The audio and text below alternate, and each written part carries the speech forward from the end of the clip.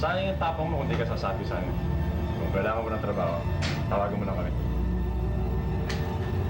Pare, personado mo ba siya? Di ba na lang taluhin mo? Akin to eh.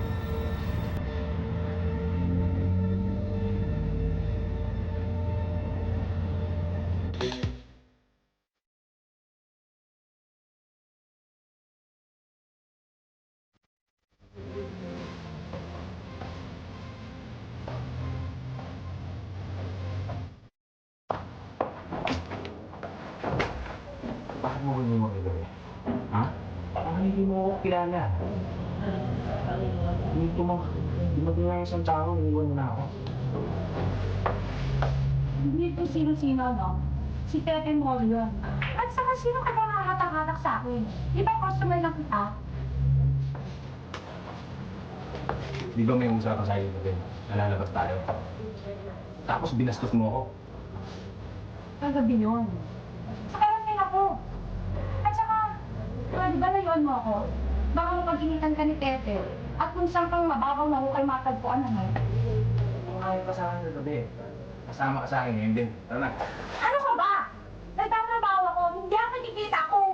Kung walang pera, ito pera oh. Tara na.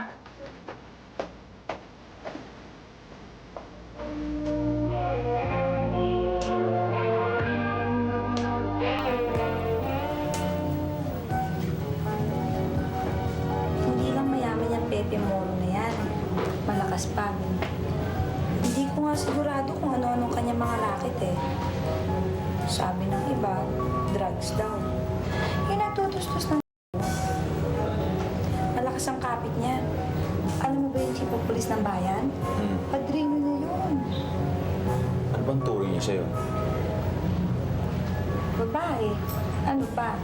Para usan. Pero pinaniniwalaan ka niya. Nakakahilig ka sa kanya. Ibig sabihin, malakas ka sa kanya. Ewan ko. Hindi ko pa nasusubukan. Nung minsan nga may nag-imbestiga mga pulis eh, tungkol sa kanya. Pag tinatanong ako, sinasagot ko, hindi ko alam.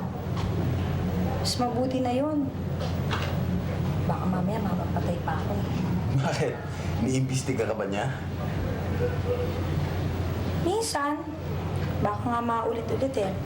Yung last week, ang init-init ng ulo ni Pepe kasi natimbog daw yung mga bata niya sa Las Piñas. Hindi ko naman alam kung anong ibig sabihin nun.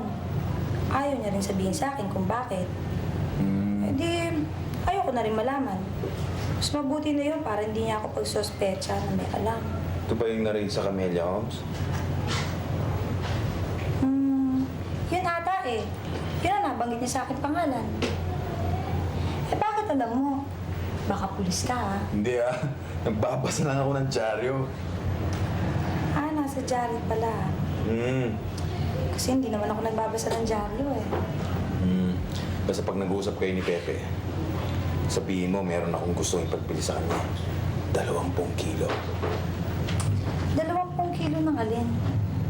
Basta sabihin mo sa kanya yon, alam niya yun. Ha? Ano sasabihin ko?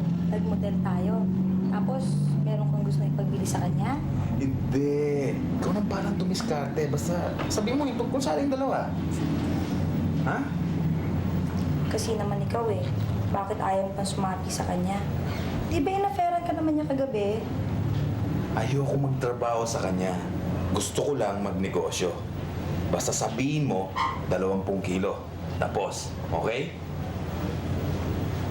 Deal? Bahala ka. Oo, ano yan?